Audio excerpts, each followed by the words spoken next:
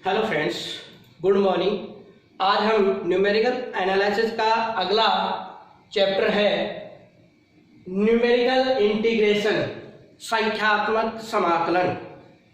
तो देखो, इस संख्यात्मक समाकलन की परिभाषा पढ़ते हैं पहले।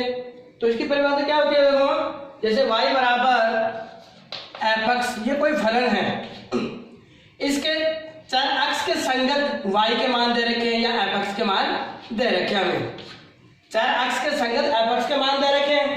हमें इन मानों के f(x) के जो मानों के समुच्चय हैं उसमें अगर समाकलन a to b f(x) dx, इस निश्चित समाकलन का मान ज्ञात करना है, जिस प्रक्रिया के अकॉर्डिंग करते हैं वह प्रक्रिया कहलाती है संख्यात्मक समाकलन। तो इसकी परिभाषा एक बार से फिर से रिपीट कर देता हूं कि y बराबर f(x) कोई फलन है जहां पर अक्ष के मान दे रखे हैं, उनके संगत ही f(x) के मान दे रखे हैं। मान लेते हैं हमें a से b के बीच में अक्ष के मान और f(x) के मान दे रखे हैं, तब यह कहलाती है निश्चित समाकलन। जिस समाकलन में लिमिट दी होती है वो कहलाती है निश्चित समाकलन।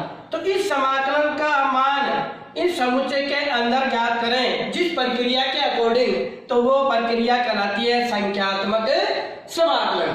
परिभाषा समझ में आ गई? अब देखो, इसका उपयोग क्यों करते हैं या इसको पढ़ने का औचित्य क्या है? इसका पढ़ने का औचित्य यह है कि कई बार हमारे पास f(x) के और अक्ष के मान संख्यात्मक मान दिए होते हैं और हमें डायरेक्ट दिए कहते कि इसका समाकलन निश्चित समाकलन ज्ञात कीजिए, तब हमें इसका समाकलन आसानी से होता भी नहीं हो। तब क्या करते हैं, हम इस न्यूमेरिकल इंटीग्रेशन का उपयोग करते हैं, संख्यात्मक समाकलन का उपयोग करते हैं। अब इसी के आधार पर एक परिभाषा, एक थ्योरम है या एक फॉर्मूला है। वो फॉर्मूला यह है जनरल क्वाड्रेचर। सॉरी, एक चीज और रह गई, अगर इस संख्यात्मक समाकलन में f(x) में अगर एक ही स्वतंत्र चर हो, तब वो जो इंटीग्रेशन करते हैं, जो प्रक्रिया अपनाते हैं, उसको कहते हैं क्षेत्रकलन, क्वाड्रेशन। ठीक है, तो क्षेत्रकलन की परिभाषा समझ में आ गई। अगर फलन है वो एक स्वतंत्र चर का फलन हो, तब जो समाकलन की प्रक्रिया अपनाते हैं संख्यात्मक रूप में, तो वो कहलाती है क्वाड्रेचर, जो हम प्रीवियस क्लास में हम पढ़ चुके हैं क्षेत्रकलन के बारे में। तो अब हम पढ़ेंगे फॉर्मूला। वो फॉर्मूला ये है general quadrature formula for equidistance ordinates. समदूरस्थ मानों के लिए, अक्ष के समदूरस्थ मानों के लिए एक जनरल क्वाड्रेचर फॉर्मूला है, जिसको हम ये कह सकते हैं Newton formula for equidistance ordinate भी कह सकते हैं। तो वो फॉर्मूला ये है I समाकलन a to b f(x) dx, इसका मान संख्यात्मक रूप में ज्ञात करना। तो वो फॉर्मूला ये है। इस फॉर्मूले का हम प्रूफ करेंगे। तो देखो, प्रूफ के लिए क्या करेंगे, मान लेते हैं y बराबर f(x) एक फलन है जिसके अक्ष के समदूरस्थ मान दे रखे हैं, जो फलन क्लोज इंटरवल a b में परिभाषित है। इसके हम टुकड़े करते हैं n, इस इंटरवल के टुकड़े करते हैं n। तो मान लेते हैं वो टुकड़े ये हो गए, a बराबर f(0) बराबर यह आ गया, दूसरा आ गया x1 बराबर a प्लस h, x2 बराबर आ गया a plus 2h and so on, xn आ गया a प्लस nh बराबर b, जो लास्ट में आ गया b। तो ये x के कितने मान हो गए? टोटल x n प्लस 1 मान हो गए। इस इंटरवल को हमने n भागों में विभाजित कर दिया समदूरस्थ मानों में, क्योंकि इनमें अंतर देखो, a प्लस h में अंतर h, a प्लस h और a प्लस 2h में अंतर भी h। इस प्रकार से ये कहलाते हैं समदूरस्थ मान। इनके संगत फलन के मान क्या हो जाएंगे? f(x0), f(x1) and so on, f(xn), ये संगत इस फलन के मान हो गए। अब क्या करेंगे, हम इसका मान ज्ञात करेंगे बराबर ये। तो देखो, इसके लिए क्या करेंगे,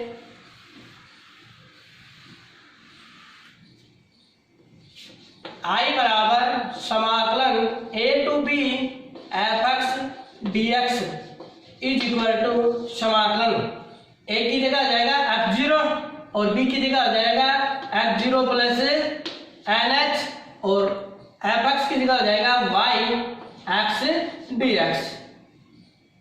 अब इसमें क्या करेंगे, पुट x बराबर x0 प्लस UH, क्योंकि ये x वेरिएबल है तो हमने इसकी जगह वेरिएबल मान रख दिया, क्योंकि u वेरिएबल है, u का मान जैसे बदलेगा ये इंटरवल भी बदल जाएगा।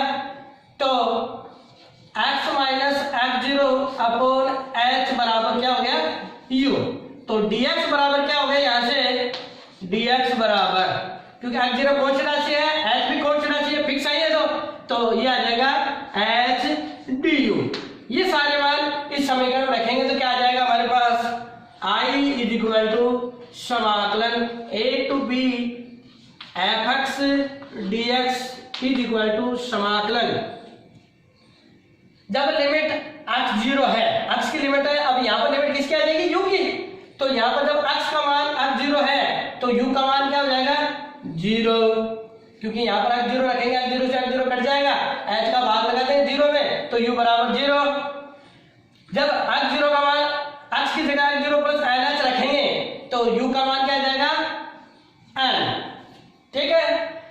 yx की जगह क्या रख देंगे यहाँ पर y x0 प्लस HU और dx की जगह क्या रख देंगे h du। इसको और सरल करते हैं तो देखो क्या आ जाएगा,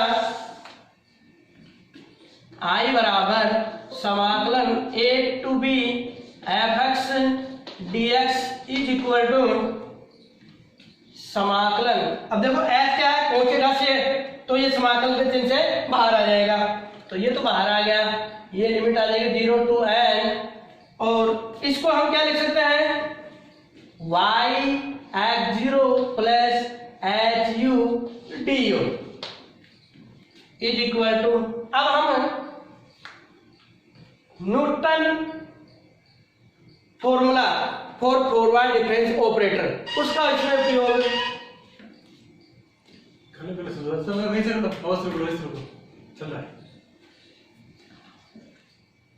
तो देखो अब इसमें किसका उपयोग करेंगे, Newton formula for forward difference operator. वो फॉर्मूला क्या है, वो फॉर्मूला मैं ये बता देता हूं, F A plus N H बराबर होता है F of A plus N C one del F of A plus N C two del two F of A plus N so on plus N C N del की power N F of A.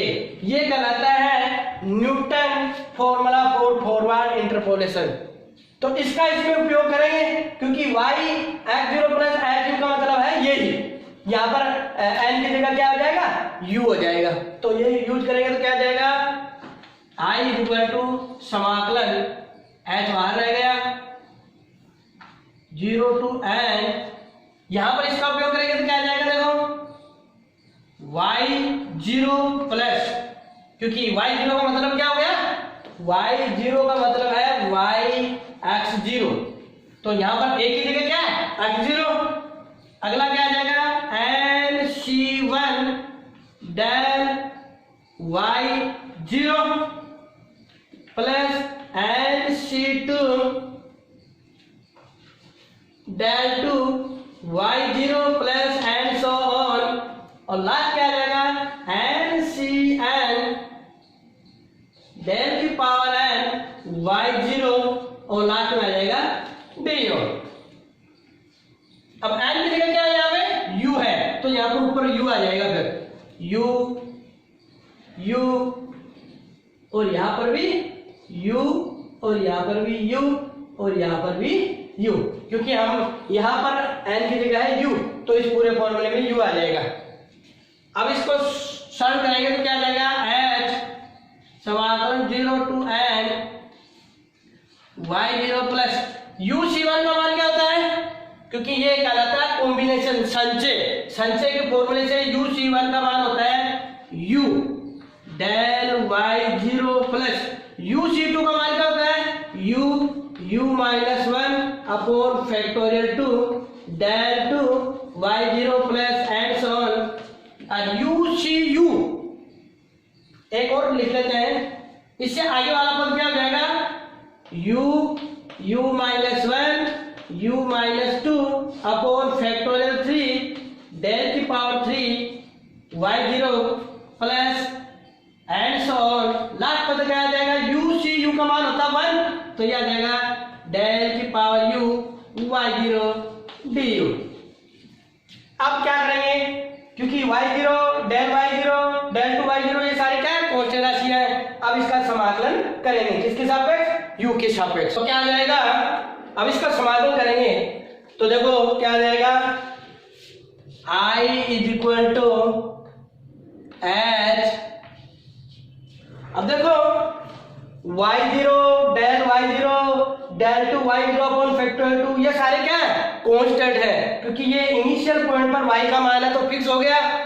ये उसका प्रथम forward difference at point initial point ये भी fix हो गया। इसका मतलब ये सारे फिक्स है और इस अचर राशि का अवकलन 0 होता है और दो फलनों का गुणा जिसमें अचर है तो अचर राशि बाहर आ जाएगी और उस फलन का अवकलन हो जाएगा। तो देखो क्या आ जाएगा, y0 फिक्स और इसका अवकलन हो जाएगा 1 का u के सापेक्ष u plus del y0 constant u का आ जाएगा u के सापेक्ष u square upon 2 plus del two y0 upon factorial 2 ये तो कांस्टेंट राशि हो गई।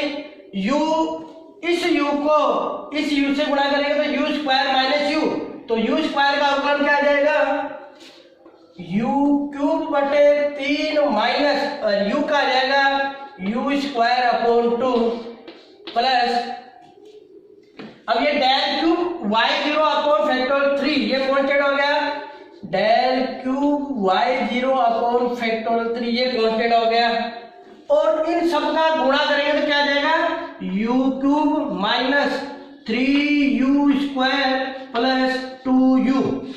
तो u क्यूब का अवकलन क्या हो जाएगा, u की घात 4/4 माइनस 3u स्क्वायर का हो जाएगा 3 कांस्टेंट u स्क्वायर का u क्यूब बटे 3 प्लस 2u, तो 2 तो कांस्टेंट u का आ जाएगा u स्क्वायर बटे 2 plus and so on n plus 1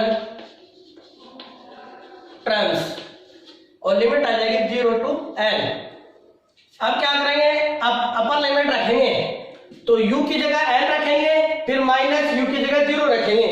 upper limit minus है लोअर लिमिट, तो इस गुणधर्म में क्या आ जाएगा, h ये आ जाएगा y0 इंटू n, u की जगह n रखा प्लस डेल y0 u की जगह रखा n तो n स्क्वायर बटे 2 प्लस ये आ जाएगा del two y0 upon factorial 2 ये आ जाएगा n क्यूब बटे 3 माइनस n स्क्वायर बटे 2 plus del cube y0 upon factorial 3 ये तो कांस्टेंट हो गया और ये 3 से 3 कट गया, ये 2 से 2 कट गया, u की जगह n आ गया तो ये आ जाएगा n की घात 4/4 माइनस n की घात 3 plus n square plus and so on. अब लोअर लिमिट रखेंगे u की जगह 0 0 0 0 तो सारे 0 आ जाएंगे, अतः लास्ट फाइनल ये आ जाएगा। इसको और सोल्व करते तो क्या आता है, देखो h n y0 plus n square बटे 2 del y0 plus n cube बटे 3 माइनस n स्क्वायर बटे 2 del two y0 upon factorial 2 plus n की घात 4/4 minus n cube plus n square del cube y0 upon factorial 3 plus and so on और इसमें n plus 1 terms आ जाएंगे। तो ये जो फॉर्मूला है जो लास्ट में आया ये कहलाता है general quadrature formula for equidistance ordinates. तो ये फॉर्मूला हमें याद रखना है क्योंकि इस फॉर्मूले की सहायता से 4 फॉर्मूले और डराए होंगे। जब n का मान 1 2 3 4 ये रखेंगे तो ये बहुत से इसके फॉर्मूले प्राप्त होंगे तो पहला फॉर्मूला जब n बराबर 1 रखेंगे तो ट्रेपेजॉइडियम, दूसरा हमें सिम्पसन 1/3 और अगला है तीसरा है वो सिम्पसन 3/8 और चौथा है वेडलेनियम। ये सारे इसी फॉर्मूले से जनरेट होंगे जो बारी बारी से हम इसका अध्ययन करेंगे।